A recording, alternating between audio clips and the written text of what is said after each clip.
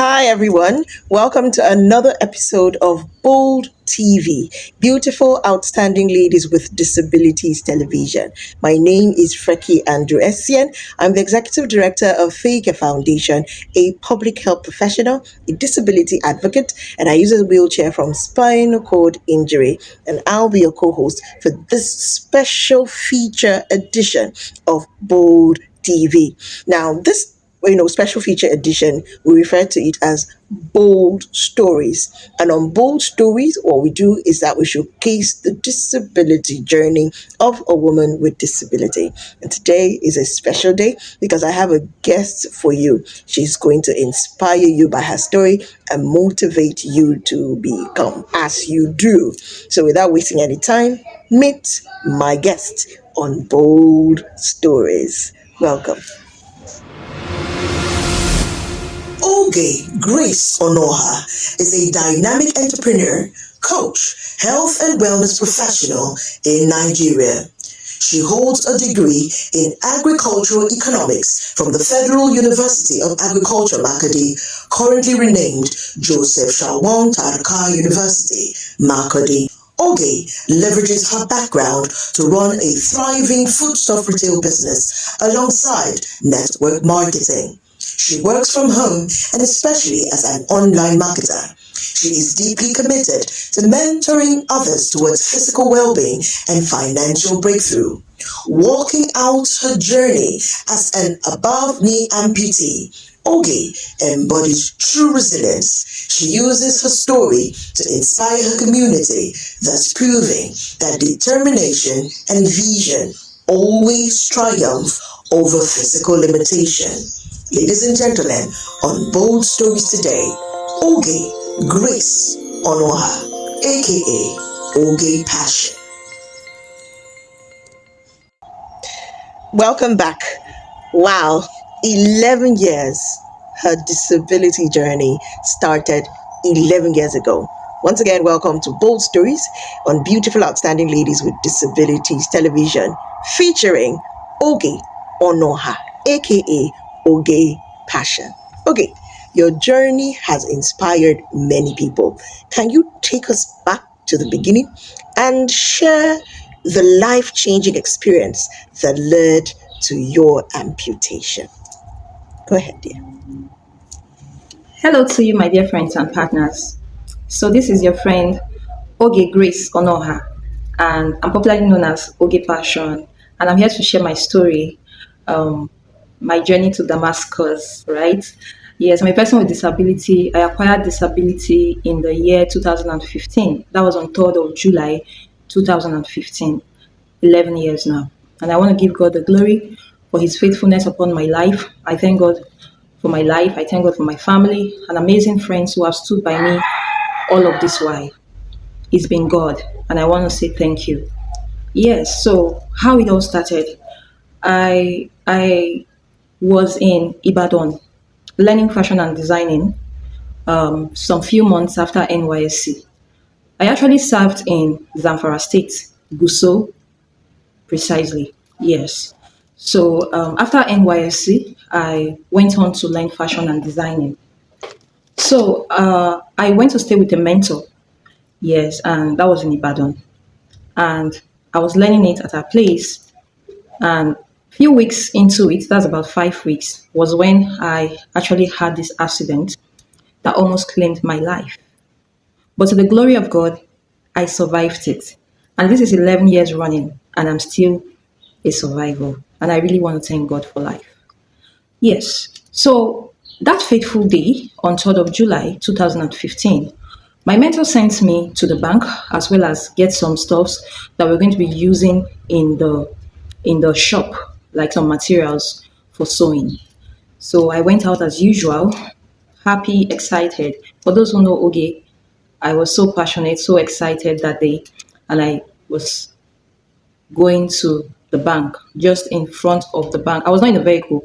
I actually entered vehicles, yes, that took me to the locations I wanted to. But at the point of this accident, I was just in front of the bank I was going to, not too far. I was just facing the bank. And then a vehicle lost control, ran into me from behind and hit me at the back of my head. and I passed out. And I didn't know what was happening again. The vehicle carried my body into a gutter, deposited me there, and everything happened so fast, I must say. The back tire of that vehicle stuck on top of my right leg. And I must say that was my saving grace. If not for that, I don't know if I would have survived it because I passed out. I didn't know what was happening. But when the back tire stuck on my leg, my right leg, the shock was actually what brought me to life. And out of that, I screamed. When I screamed for help, people came and pulled away the vehicle, took me out, and then rushed me to the hospital. So while at the hospital, I was given care. A lot of people came to my help, I must say. And I appreciate all of the help, all of the support, especially from total strangers that I don't know or that I have known for just some few weeks. I really want to appreciate you all. I really want to appreciate all those who helped in, publicizing it to the world, what actually happened to me 11 years ago. I got a lot of help from social media, and I'm really, really grateful for everything. So while I was in the hospital, my it was a scene from the tests and all carried out, that the scans carried out, that I I have lost my right artery, the artery on my right leg, and it was impossible for blood flow, even if the leg was complete. I didn't lose a bone. No, the leg was complete, but it was not moving. I couldn't use it. I couldn't flex even my toenails. I couldn't flex my toes. Yes, that was how bad.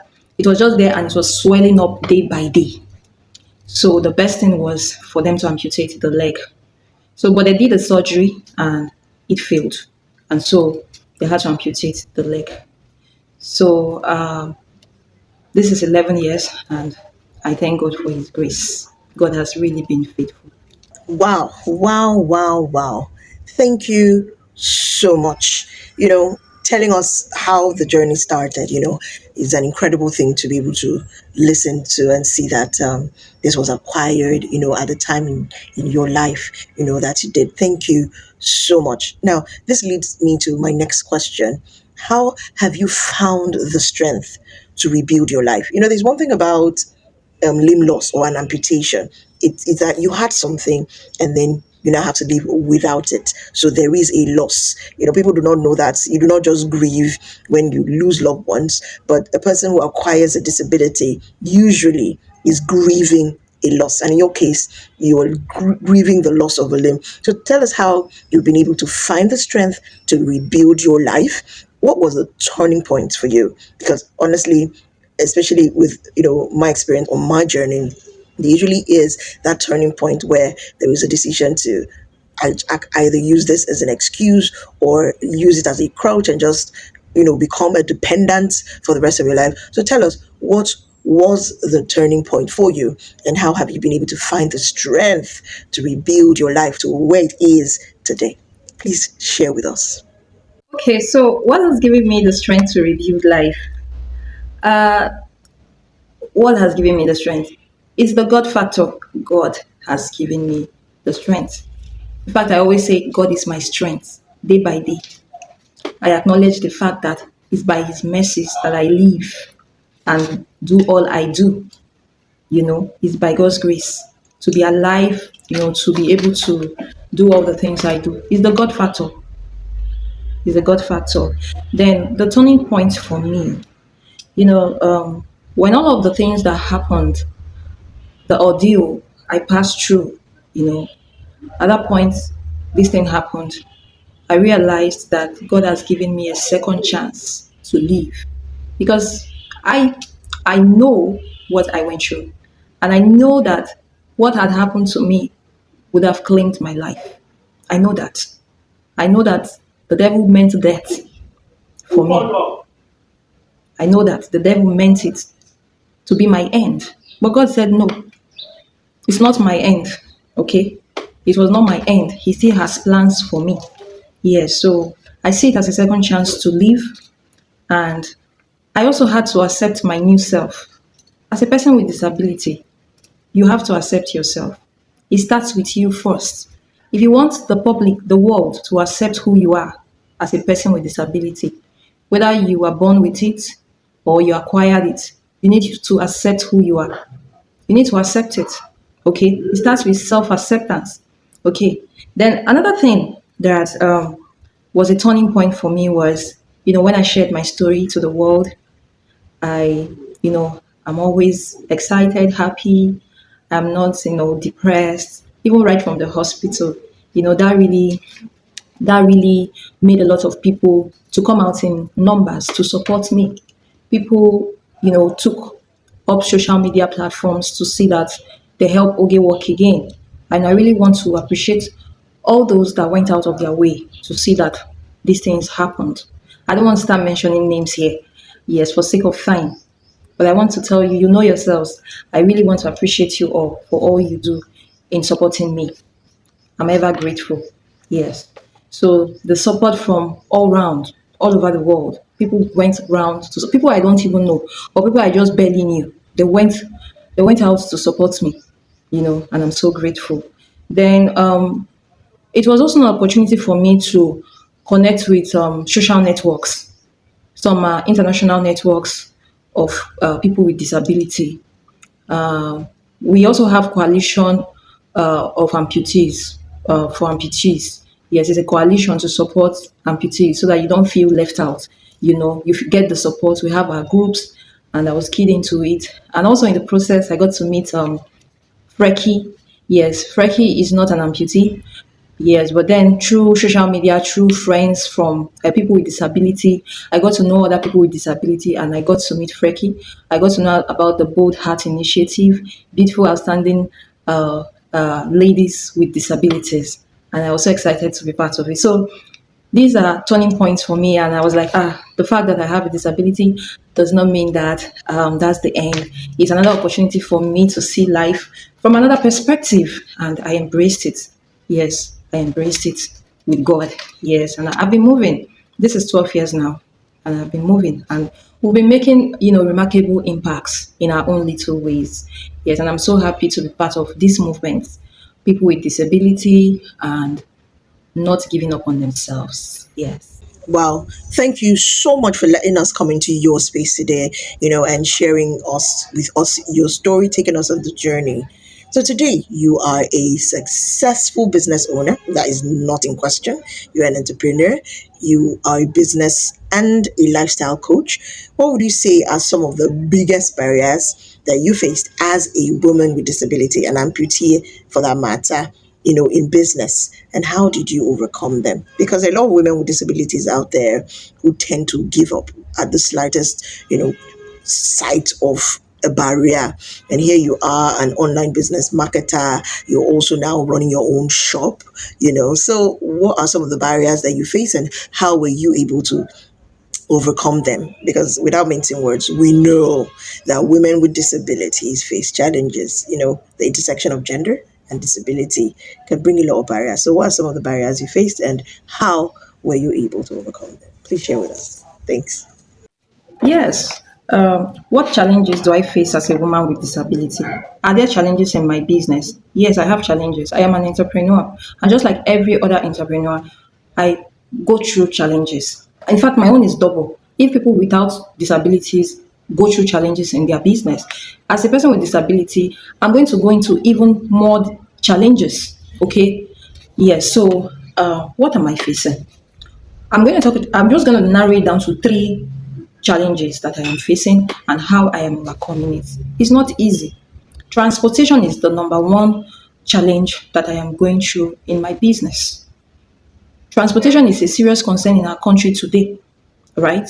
For you to move from point A to point B, look at the fuel cost. Look at the cost. If you're going to use public transport, look at the cost of moving from point A to point B.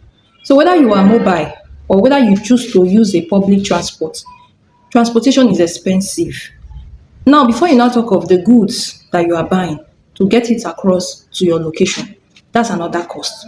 So if I choose that I want to go to the market and get the items I need to stock my shop, I will be spending double or triple the amount I'm supposed to spend. Normal, that is people without disability I'll be spending like two, three times what they spend on transportation because of the high cost of fuel, because of the fact that I need extra care. I can't just get into everywhere. So, of course, I need to pay extra in order to see that I'm giving the breast. So, most times, what I just do to reduce my transportation cost is that I just make arrangements for a delivery person to go pick it from my customers and then they bring it to my shop. Because if I look at the cost of me living and going to the market and all of the stress and all of the things I have to pay, by the time I am back, that's huge cost for me. It eats into my capital. Okay, so transportation is one of the concerns. The second thing that is of major concern to me is high cost of assistive devices. Yes, as a person with disability, I have assistive devices like crutches, like a prosthesis, an artificial limb. Yes. And I must say that this artificial limb, at some point they get bad, they get spoiled. You need to go for adjustments, you need to, be more careful. There are certain terrains you can't even go in with it, even if it is good. Yes, so you just need to adjust. Okay. So one is that the devices are expensive to manage. Yes, the devices are expensive to manage. Yes. So this is one of a major concern to me because when my prosthesis is bad, yes, I just have to, use my crutches in order to aid movements. Yes. And then the number three problem or challenges I normally face is weather condition, especially rainy season. Rainy season is one period that is not easy for an amputee. Okay, if the weather is not conducive, like rainy season or let's say heat period.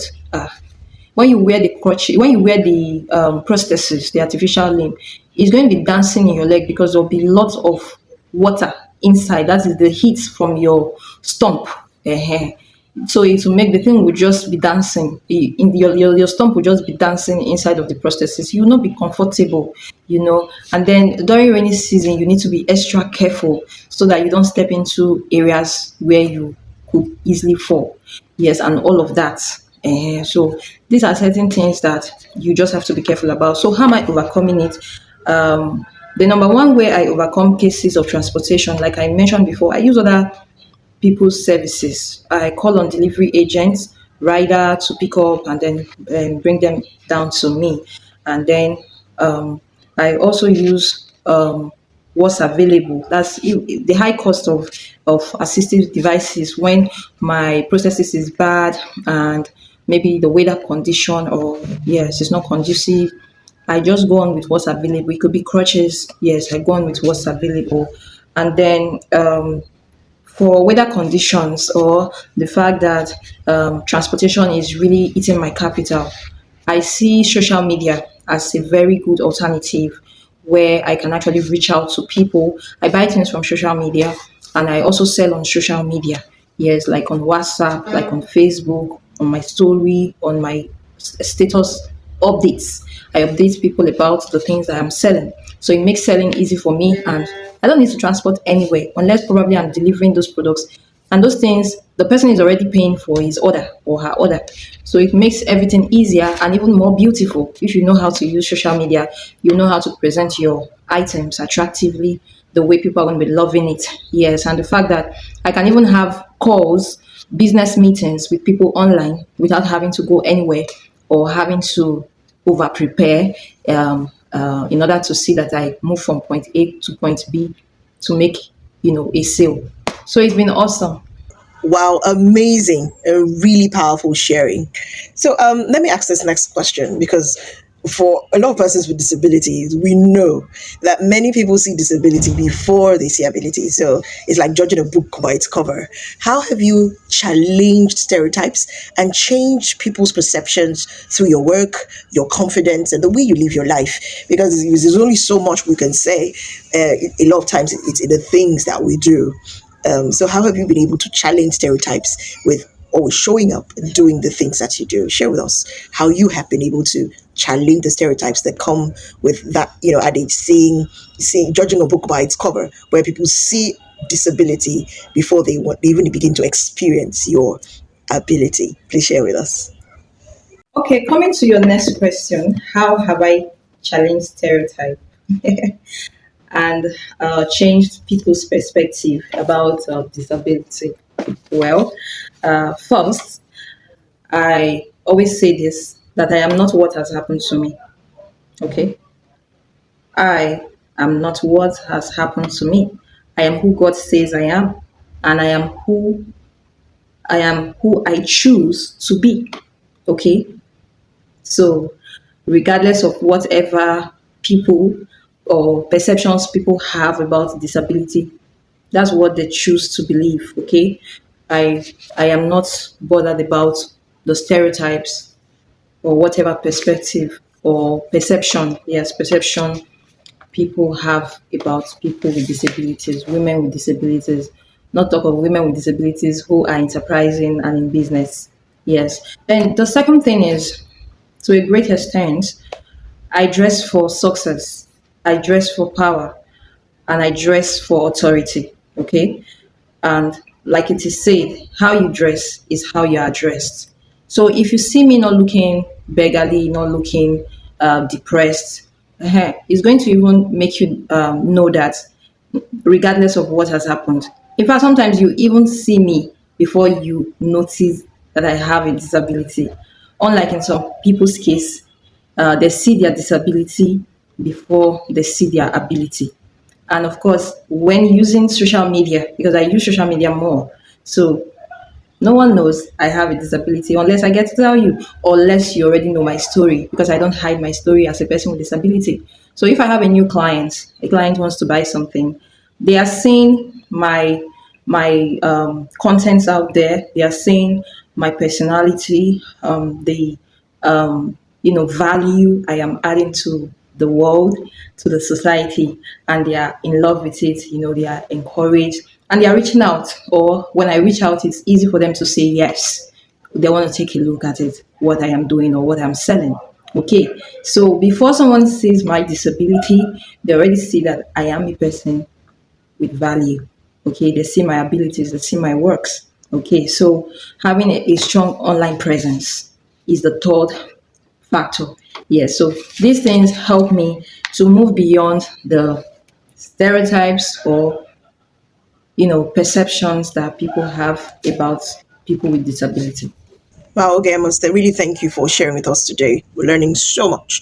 So, as someone popularly known as Oge Passion, what keeps your passion alive even during difficult seasons? And what daily habits or mindset have you has helped you to remain resilient and successful? Because I mean, we cannot always be on the up and up and on the energy and passionate level. There's sometimes where it would seem that you're trying, but life is trying you. So, what do you do in those really difficult times? How do you stay positive? How do you bounce back? How do you get yourself back to that Oge passion level? Please share with us, because there may be someone out there who is otherwise known as a go-getter, but is maybe going through a really difficult time or a down time. So how does one get back up? How do you find that drive and that passion again? Please share with us. So, what drives my passion? Yes, Oge Passion. Yes, I will start by saying that Oge Passion started as a dream. Yes, I was asleep one night and I had a dream. And in that dream, I heard this voice calmly telling me continuously, I am passion, I am passion, I am passion. So I woke up and I said to myself, I am passion. And from there, I thought of it again and said, what's this dream about? What's this I am passion? And then I said to myself, yes, I am passion. I like the name and I'm going to take it up. And then I added Oge to it. And since then, I've been bearing the name Oge Passion. That was since 2013 when I had that dream. And that was before my accident. That was even before I went for NYSC. I went to NYSC in 2014 and the accident happened after NYSC in 2015. So you can imagine I have been bearing that name, Oge Passion. And my passion is driven by faith. Yes, my passion is driven by faith, faith in God. Yes, faith that my future is bigger than my current realities. Whatever I'm passing through right now, I am optimistic. I am believing that it's gonna get better. I can only get better. Yeah. So the fact I also have a post-traumatic success. Yes, for someone who have passed through these pains of losing a limb, it's very traumatic, and then come out and is not depressed, is positive about life and encouraging others. Yes, I see myself that I I am what God says I am. I am capable. I am a survival. Yes. And I also see my life as a message to the world. Yes, a message of hope that regardless of whatever has happened to someone, you shouldn't give up. It's not the end of life. If God wants you to be alive, He has a purpose for you. So you have a purpose in this life. So you're not going to, because of anything, any challenges you're going through, give up when God has not written you off or said it's the end or called you back, So keep going. Okay, so that is what drives my passion.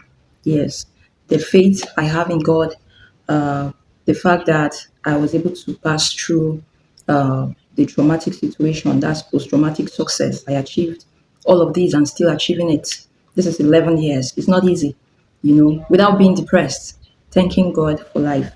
So that's what drives my passion. As we begin to wind down our conversation, on this next bit, I want you to really speak to women with disabilities. For women and girls with disabilities who may be struggling with self esteem, unemployment, or fear of pursuing their dreams, what message would you like to leave with them? And what does being a truly bold lady, a bold heart, what does it mean to you? Someone out there, especially a woman and girl with disability, is listening. Please speak from your heart. Thank you. Okay, so my message for women and girls struggling with self esteem, unemployment, or even fears of going into entrepreneurship or fears of even growing the business. Yes, I have this message for you. One is the fact that there is hope for you to be better. Okay, keep improving on yourself, keep learning, grow your mindset. You are a lifelong learner. Be a lifelong learner. You keep learning till the day you die, just like John Maxwell tells us. We are lifelong learners. We keep learning till the day we die. John Maxwell tells us that. Okay, so be a lifelong learner. Grow your mindset. Learn skills. Today, skills are paying the bills. Look at how the economy is. Most people are coming to skills. They're looking for skills, they can venture into and that can help them as they give those services out to people. People pay them. You don't depend on anyone. You be self-employed. You have a business. You're sure that no matter how it is, as you give out those services, you get paid. So look for something that is, conducive for you to do based on your disability, especially online. There are lots of online opportunities for people with disability. No one even knows you have a disability or your disability does not stand in the way. Okay, so that's about that. Then next is do not be afraid. Do not be afraid to make mistakes or fail. Failing is also part of success. Yes, failing is also part of success because it's in the process of failing that you also learn your mistakes. You also learn from your mistakes and improve. Okay, every professional every expert was once an amateur. What made them to keep moving, to get better? They never gave up. They kept improving on themselves. And today they are better. You love their services, you love their products, and they are making it. You see them as a pro. Okay, so it starts with being an amateur, learning the ropes. Yes, and then your visibility is your power. Okay, your visibility is your power. You don't need to hide yourself. You don't need to work in isolation. Let the world know you. Let them know what you stand for, your works, your products, and who knows, someone out there may see your works and promote it, help you promote it, or even bring customers to you, or even buy, or render. You can render services to people remotely or around you, around the world. You can impact lives through what you have to offer. So your visibility is your power. Okay, do not hide yourself. Step into any room, with boldness, with present yourself, what you have to offer with excellence, with voice, with confidence. Yes, and you're changing the narrative. Okay, When you talk about stereotypes, it's because of the kind of things people see out there. People with disability can't do this, they can't do that. But when you now start changing the narratives, you challenge the stereotypes. So the world will have to adjust. Yes, and your success is the ultimate antidote to success, to stereotype. Your success is the ultimate antidote to stereotype. You want to change those misconceptions people have about people with disability. It starts with you and I. Let's change the way things are. Let's change the narratives. They say we can't do this. Prove them wrong. Do it. You are capable. I am capable. Yes. So, okay, before I let you go, we've met Oge. We've been on your journey with you to Oge of today. So I'm asking you a question. Looking ahead, what legacy do you hope to leave, not only as Oge Passion, but as a woman who has shown that disability does not define destiny? Tell us the Oge of the future, the Oge beyond today. Where's she going? Tell us about her. Thank you. Okay. Talking about legacies, what I want to leave behind for posterity, what I want to be remembered for. I would love to say that I want my life to be an absolute validation that God's word is true. Yes, God's word is true. Just as it says in Philippians 4, verse 13, I can do all things regardless of my disability. I, Grace Oge Onuoha, can do all things through Christ who strengthens me. Yes, that's the first thing I want to leave behind. The second I want to leave behind is that post traumatic success is achievable. I want the world to know that your disability does not limit you. Okay? Post traumatic success, post traumatic triumph is achievable. And what is that? Your ability to move on positively, strongly, be resilient about life, regardless of what has happened to you, regardless of whatever painful ordeal you have gone through, terrible situation that you have gone through. Okay, so I want to leave behind that legacy that post traumatic success is very achievable, no matter the terrible condition anyone is going through, that they can make sweet lemonades out of their lemons. Okay, so the third legacy I want to leave behind is that I want to leave an active ecosystem through a business network or mentorship program that trains and supports and elevates young women in business. So these are the three legacies I hope to leave behind. So help me, God. Wow, wow, wow. I hope that today you've been inspired by our episode on Bold TV tagged Bold Stories, and that this short time that we spent with Oge has inspired you to move forward with your dreams, step out of any labels, and achieve destiny. Thank you so much, Oge, for bringing us into your world. And wow, 11 years as a woman with disability, as a woman who is an above knee amputee, still moving even with one artificial leg. Fantastic. So it's been an amazing episode of Bold TV. Beautiful, outstanding ladies with disabilities TV. We're back, we're better, and we are stronger. You can catch all our past episodes, including this one, on our Facebook channel. That's www.facebook.com/Bold Heart Network, or you can visit our YouTube channel, www.youtube.com/Bold TV _Bold Heart, for this episode and past episodes. The best thing you can do is follow us on Facebook and subscribe to our YouTube channel. Don't forget to hit that bell, that notification button, so that you can always be prompted when there is a new episode. We come to you every Saturday by 10:30 a.m. So this is me saying goodbye. Don't forget to tune in next week for another riveting episode of Bold TV. Until then, I remain your girl, Freky Andrew-Essien. Take care. Don't find trouble. Continue to be bold and be your beautiful self. Bye.